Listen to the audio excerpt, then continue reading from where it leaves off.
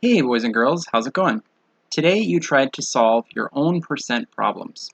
For example, Mr. Joseph gave you a problem last week, and several students were able to submit a problem and we resolved them in class today.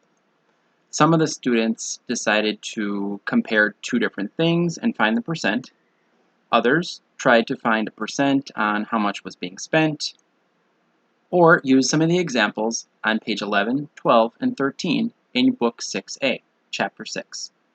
Here's an example from Eric, and another example from Stephanie, another example from Raymond, another from Stephanie, from Ana Laura, Mariana Lobo,